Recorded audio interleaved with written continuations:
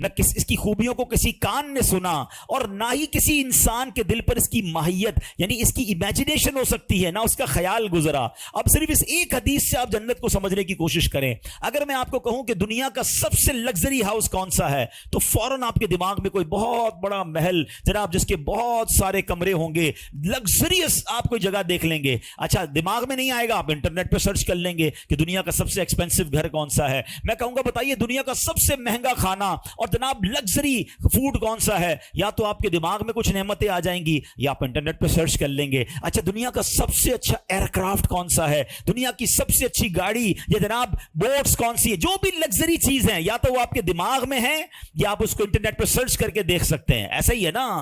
مگر یہ اس سے بھی اوپر کی بات ہے، فرمایا دماغ میں آ ہی نہیں سکتی ہے، نہ کسی آنکھ نے دیکھا نہ کسی کان نے سنا، اللہ نے ایسی نعمتیں تیار کر رکھی ہیں۔ تو ٹرائی ٹو امیجن، یعنی دنیا کی سب سے قیمتی چیز وہ بھی میری آنکھ نے دیکھ لی یا کان نے سن لی یا دل پر خیال آ چکا ہے، اللہ نے جنت اس سے بھی وراء الورا تیار رکھی ہے، تو پھر ذرا سوچئے وہ جنت کیسی ہوگی۔ ایک اور خوبصورت میں آپ کو ڈیٹیل بتاتا ہوں، تفسیر قرآن صراط الجنان میں مفتی قاسم صاحب نے اس کو اور اچھے انداز میں بیان کیا۔ یاد رہیے حضرت عبداللہ ابن عباس کی ایک روایت ہے کہ جنتیں 8 ہیں، ٹھیک ہے، اور ان کے نام کیا کیا ہیں، 8 جنتوں کے نام سن لیں: دار الجلال، دار القرار، دار السلام، جنت عدن، جنت ماوا، جنت خلد، جنت الفردوس اور جنت نعیم۔ یہ 8 جنتیں ہیں۔ جنت عدن کے بارے میں حضرت انس رضی اللہ تعالیٰ سے روایت ہے کہ نبی پاک علیہ الصلوۃ والسلام نے فرمایا، جو میں نے ابھی حدیث بیان کی نا کہ کنکریاں موتی کی ہیں، یاقوت کی ہیں، ایک اینٹ جو ہے وہ سونے کی ہے، ایک چاندی کی، جنت العدن کی تفصیل تھی۔ اور اسی طرح نبی پاک علیہ الصلوۃ والسلام فرماتے ہیں کہ جب اللہ تعالیٰ نے جنت عدن کو پیدا فرمایا تو اس میں وہ چیزیں پیدا فرمائیں جنہیں نہ کسی آنکھ نے دیکھا، نہ کسی کان نے سنا، نہ کسی انسان کے دل میں خیال آیا۔ پھر اللہ تعالیٰ نے جنت عدن سے کہا مجھ سے کلام کر، تو جنت کیا کہتی ہے؟ قد افلح المؤمنون، بے شک ایمان والے کامیاب ہو گئے۔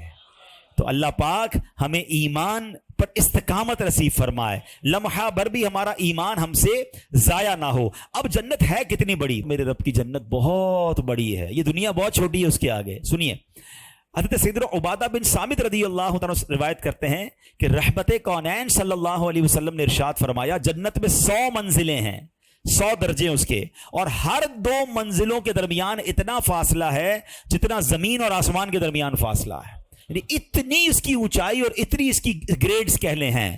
پھر فرمایا کہ اگر اس کے ایک درجے میں تمام جہانوں کے لوگ بھی جمع ہو جائیں تو وہ سب کو کافی ہو جائے گی، یعنی تمام جہانوں کی، صرف اس جہان کی بات نہیں ہو رہی، سارے جہانوں کے لوگ جمع ہو جائیں تو بھی جنت کا ایک درجہ سب کو کافی ہو جائے گا۔ اللہ نے اس کے 100 درجے بنائے ہیں۔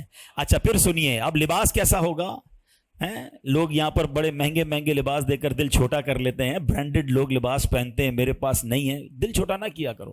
میں آپ کو ایک اور خوبصورت کمپیریزن ابھی تھوڑی دیر بعد بتاؤں گا۔ جنت کا لباس کیسا ہے؟ قرآن کیا کہتا ہے؟ یحلون فیہا من اساور من ذہب ویلبسون ثیابا خضرا من سندس واستبرق، وہ اس میں سونے کے کنگن پہنائے جائیں گے اور سبز کپڑے قریب اور کنادیس کے پہنیں گے۔ اللہ اکبر، اتنے خوبصورت کپڑے ہوں گے۔ حضرت سیدنا کعب فرماتے ہیں کہ اگر اہل جنت کے کپڑوں میں سے ایک کپڑا آج پہن لیا جائے تو اس کی طرف سے دیکھنے والے کی نگاہ ختم ہو جائے گی، اچک لی جائے گی، اس کی نگاہ ہی باقی نہیں بچے گی، اتنا خوبصورت اور چمکدار وہ لباس ہوگا، اور آج کے لوگوں کی بینائیاں اسے برداشت نہیں کر سکتی۔ ایسا لباس جنتیوں کو پہنایا جائے گا۔ اچھا جنتیوں کی عمر کتنی ہوگی؟ کوئی بچہ بھی دنیا سے انتقال کر جاتا ہے، کوئی بوڑھا بھی انتقال کر جاتا ہے، مگر سنو جنت میں سب کی عمریں 30 سال کی ہوں گی، جتنے جنتی ہوں گے سب 30 ایئرس کے ہوں گے۔ اور ایک اور خوبصورت بات یہ ہے کہ جنتی آپس میں جب ملیں گے نا تو ان میں آپس میں رشتہ دار بھی ہوں گے۔ کیسا منظر ہوگا جب انشاءاللہ جنت میں جائیں گے تو اپنے ماں باپ سے ملیں گے، اپنے دادا دادی سے ملیں گے، بچپن میں جن کو دیکھا ہی نہیں ان سے بھی اللہ نے چاہا، اللہ کرے انہیں بھی اللہ جنت نصیب کرے، ہمیں بھی نصیب کرے۔ وہ کیسی خوبصورت ملاقات मुलाकात होगी। और सच्ची बात तो यह है, आशिक रसूल की निगाहें तो वहाँ भी नबी पाक को तलाश कर रही होंगी। हैं, यकीन करें, बड़ी तमन्ना है कि आका का दीदार करें। कैसा मंजर होगा, आप सिद्दीक़ अकबर का जलवा देखेंगे, हज़रत उमर फारूक को देखेंगे, हज़रत उस्मान गनी को देखेंगे, हमारे दिलों का करार मौला अली को देखेंगे। अल्लाह अकबर, इमाम हसन और हुसैन कैसी शख्सियात हैं कि हम जैसे गुनाहगार उन्हें भी देखेंगे। ये तसव्वुर ही कैसा है कि सोचिए तो सही किस किस से मुलाकात होगी।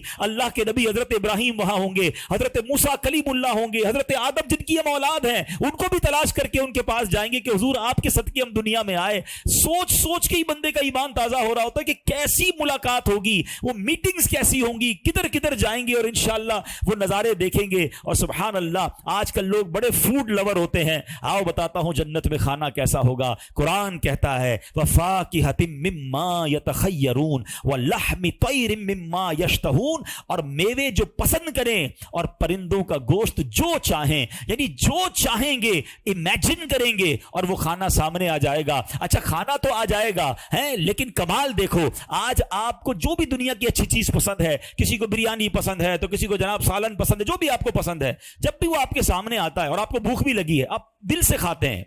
मगर जैसे जैसे खाते जाते हैं ना, जायका कम होता जाता है, क्योंकि पेट भरता जाता है। और अगर पेट भर जाए तो आप दोबारा कोई रख दे तो आप कुछ भी नहीं खा सकते, आप कि मैंने खाना खा लिया है। मगर ऐसा नहीं होगा। जन्नत में क्या होगा सुनो, आका अलैहिस्सलाम फरमाते हैं, जन्नतियों में जो सबसे निचले दर्जे का जन्नती होगा ना, लोएस्ट कैटेगरी का है, फरमाया वो जिसके साथ 10,000 खादिम होंगे। इतने सारे नौकर देखकर परेशान हो जाते हैं ना यार, एक बंदे के इतने इतने एम्प्लॉइज हैं। सबसे निचले दर्जे के जन्नती के 10,000 खादिम होंगे और हर खादिम के हाथ में 2 प्याले होंगे। एक प्याला सोने का होगा, एक चांदी का होगा। हर प्याले में खाने की ऐसी किस्म होगी जो दूसरे में नहीं होगी, यानी everything is different then another one. और फरमाया वो आखिर से भी, यानी उसकी आखिर से भी ऐसे ही खाएगा जैसे पहले से खाएगा, यानी हर निवाले में उसको नई लज्जत मिल रही होगी, उसकी लज्जत कम नहीं होगी। अल्लाह अकबर। अब बंदा किसी परिंदे की ख्वाहिश करेगा, उड़ता हुआ परिंदा भुनकर उसके सामने आ जाएगा। अल्लाह अकबर। अब जरा गौर कीजिए, अब खाना तो खा लिया, हजम कैसे होगा? आज के दौर में तो हमें वॉशरूम की जरूरत पड़ती है, हैं? ये भी एक पाकीज़गी के मामलात हो जाते हैं, गंदगी के मामलात होते हैं। फरमाया जन्नत में कोई इस तरह की हाजत नहीं होगी। एक खुशबूदार डकार आएगी और सारा खाना हजम हो जाएगा। हल्का सा पसीना निकलेगा, वो भी खुशबूदार होगा और तमाम चीजों से बंदा फारिग हो जाएगा। इन तमाम हाजतों की उसे जरूरत नहीं होगी। जन्नतियों को जन्नत में पाकीज़ा शराब भी पिलाई जाएगी। कैसा मशरूब होगा? अल्लाह अकबर। यतूफु अलैहिम बिल्दानुम मुखल्लदून। कुरान कहता है इनके गिर्द फिरेंगे हमेशा रहने वाले लड़के, भी अकवा अबारीक, और आफताब और जाम उनके सामने होंगे, व कासिम मिन मईन, और उनके सामने बहती शराब, ला युसद्दऊन अन्हा वला युनज़िफून। इनको पीकर ना दर्द सर होगा, ना मदहोश होंगे, कोई होश